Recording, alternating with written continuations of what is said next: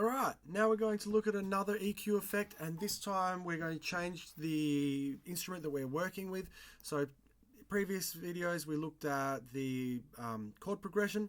Now we're going to go over to the bass line. So here's how our bass line sounds, maybe just on its own with the drum beat.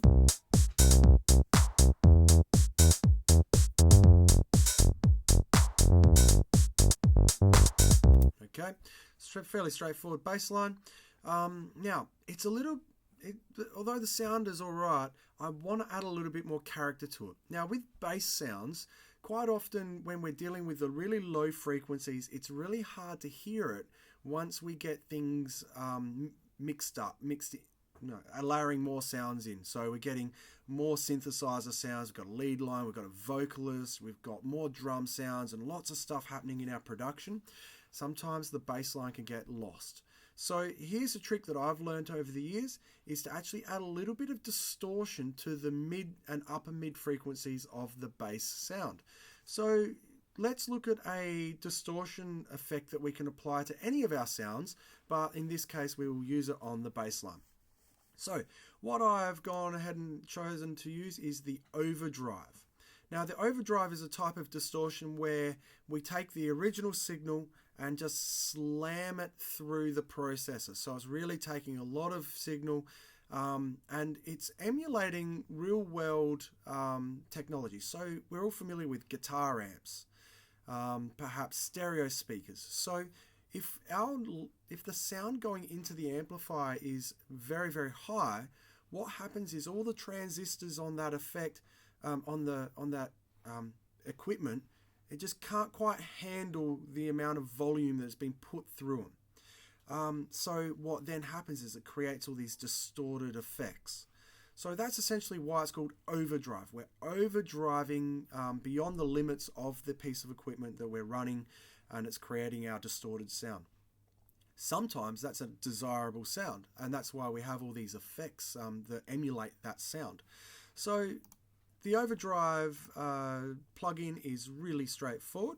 We've got our frequency parameters. So once again, like an EQ, we can filter out which frequencies we don't want it to affect. And we can also emphasize the frequencies we want it to be heard on. We can broaden it by lifting the note all the way up. So you can see here it's almost going across the whole frequency spectrum. Or we can make it really narrow. So I'm going to go in around the high mid frequency spectrum. You can see the hertz here. So this is telling me whereabouts in the frequency spectrum we're sitting. So the majority of the bass sound will be coming through around the 100 to 200 hertz, maybe down as low as the 80 hertz. But there will also be parts of the sound that you can hear, maybe just not so it's not so obvious, in the high mids and the high frequencies. And this is where, by distorting this frequency range, it creates more character to the sound of the bass line. So let's have a listen to it with the distortion. Now I'll just select my parameters and we'll listen to it without it, and then I will engage it and we'll have a listen to how it changes the sound. So that's on its own. And now engage it. So you can hear it's got a little bit more bite. It's got a bit more texture in the mid frequencies. It's cutting through more, which could be a really cool effect when we're mixing it in with lots of layers, like I said before. Some other parameters that we can work on, the drive.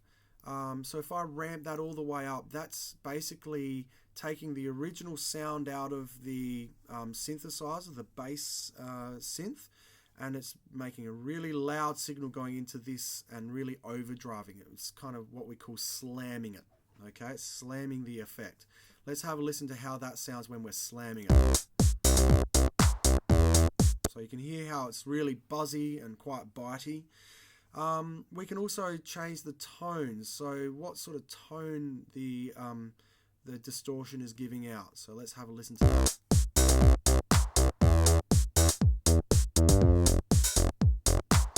Really buzzy or quite muted and dull. Now let's take it back to what I had before.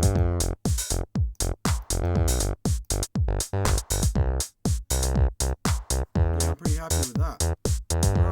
Now let's listen to it with the piano.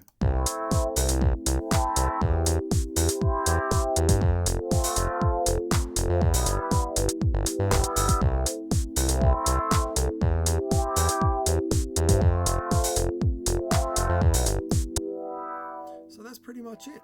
Okay, that's our overdrive. It's a great way to add extra texture and sounds, a color to our instrument sound.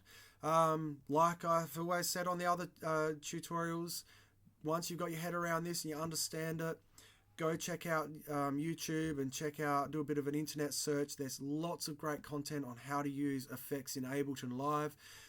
Go through and see how other producers and artists are using this effect on different instruments, or chaining it together to create interesting textures with other types of effects. So yeah, have a bit of an interesting explore around. Enjoy that.